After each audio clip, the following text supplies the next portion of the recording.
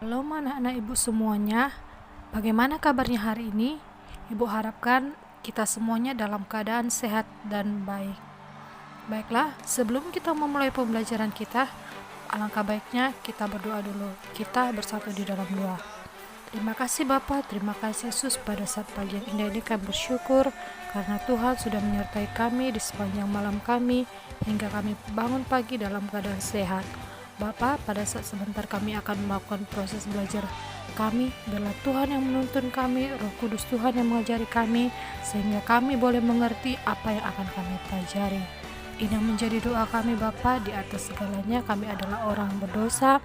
Untuk itu ampuni dosa kesalahan kami agar kami layak menjadi anak-Mu. Ini yang menjadi doa kami Bapa, kami sudah berdoa dan mengucap syukur. Haleluya, amin. Baiklah, materi kita pada pagi hari ini yaitu tentang hidup beriman. Adapun kompetensi inti dari hidup beriman yaitu yang pertama, menghargai dan menghayati ajaran agama yang dianutnya.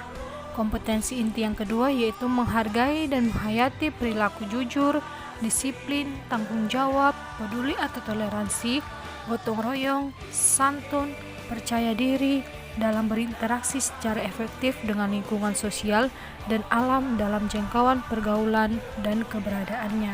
Adapun kompetensi inti yang ketiga yaitu memahami dan menerapkan pengetahuan baik faktual, konseptual, dan prosedural berdasarkan rasa ingin tahunya tentang ilmu pengetahuan, teknologi, seni, budaya, terkait fenomena dan kejadian tampak mata.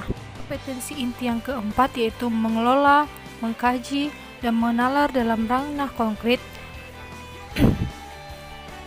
dan ranah abstrak sesuai dengan yang dipelajari di sekolah dan sumber lain yang sama dalam sudut pandang atau teori. Adapun kompetensi dasar kita hari ini yaitu mensyukuri makna hidup beriman dan berpengharapan. Yang kedua, menunjukkan sikap hidup beriman dan berpengharapan dalam relasi dengan sesama. Yang ketiga, memahami arti sikap hidup beriman dan berpengharapan dalam relasi dengan sesama. Dan yang keempat yaitu menyajikan cara hidup beriman dan berpengharapan dalam bentuk nyata. Adapun tujuan pembelajaran kita yaitu setelah kita mengetahui serangkaian pembelajaran kita hari ini, kita mampu mengetahui yaitu arti dari hidup beriman, yang kedua bagaimana cara hidup beriman, yang ketiga bagaimana sikap hidup beriman, yang keempat bagaimana memelihara iman, dan yang kelima bagaimana ciri-ciri orang yang memelihara iman. Baiklah, kita masuk arti hidup beriman. Kata iman dalam perjanjian lama berarti berpegang teguh. Beriman berarti berpegang teguh pada keyakinan yang dimiliki akan suatu hal karena hal itu dapat dipercaya dan diandalkan. Nah, menurut Ibrani 11 ayat 1, arti iman adalah dasar dari segala sesuatu yang kita harapkan dan bukti dari segala sesuatu yang tidak kita lihat. Nah, artinya secara keseluruhan, beriman berarti meyakini sesuatu hal yang belum kita lihat secara fisik, namun percaya kepadanya berdasarkan kesaksian Alkitab. Selanjutnya, yaitu bagaimana hidup beriman. Nah, orang yang hidupnya memiliki iman, dia percaya bahwa Allah yang mengatur kehidupannya. Yang kedua, Allah turut tanggung jawab kepadanya. Yang ketiga, Allah terlibat dalam hidup kita. Yang keempat, Allah memberi upah kepada orang yang sungguh-sungguh mencarinya. Nah, itulah dia bagaimana seseorang yang memiliki iman yang kuat di dalam Tuhan. Selanjutnya, bagaimana sih sikap hidup orang yang beriman itu? Sikap hidup yang beriman itu yaitu 1. Bijaksana dalam memposisikan dirinya di tengah krisis yang tengah dihadapi. Yang kedua, tetap menghormati nilai sosial masyarakat. Yang ketiga, menerima keterbatasannya sebagai manusia. Yang keempat, terus menjaga dan membina hubungan yang akrab dengan Tuhan melalui doa dan membaca Alkitab.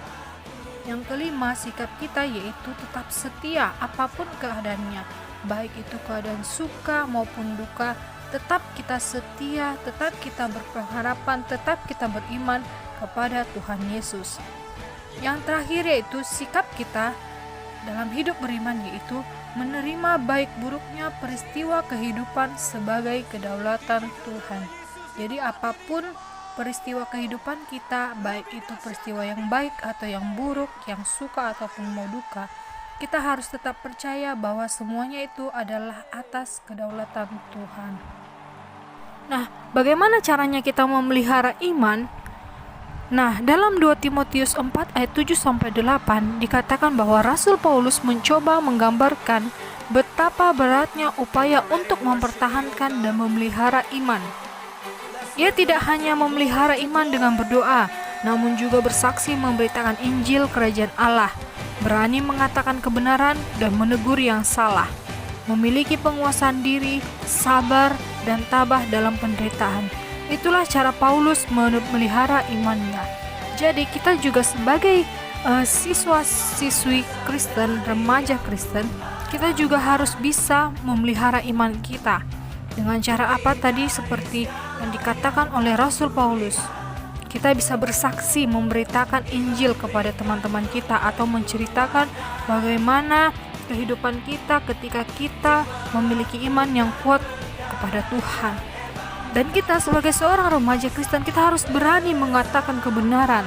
Jangan kita takut ya, apabila ada teman kita yang salah, kita harus berani mengatakan kalau dia salah.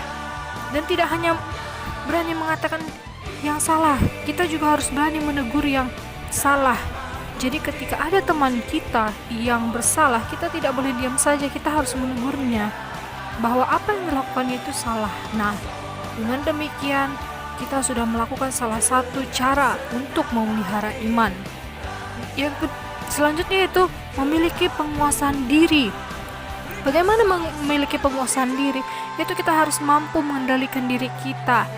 Jikalau ada teman kita yang kasar terhadap kita, jikalau kita sedang berada di dalam masa-masa yang sulit, ya, masa-masa yang sulit, kita harus mampu menguasai diri kita. Kita tidak boleh terlarut dalam hal yang membuat kita semakin jatuh. Tetapi sebagai seorang remaja Kristen, kita hendaknya harus memiliki iman yang kuat kepada Tuhan. Selanjutnya itu sabar dan tabah dalam penderitaan. Kita sebagai siswa-siswi Kristen harus mampu melewati segala pencobaan, penderitaan dengan cara memiliki iman yang teguh, iman yang kuat kepada Tuhan. Dengan demikian kita mampu untuk melewatinya. Nah, demikianlah pembelajaran kita hari ini. Adapun refleksi yang dapat kita ambil dari pelajaran kita hari ini adalah bahwa iman adalah cerminan hubungan pribadi dengan Allah yang terrefleksi dalam kehidupan sehari-hari dengan orang lain. Nah, demikian materi kita hari ini.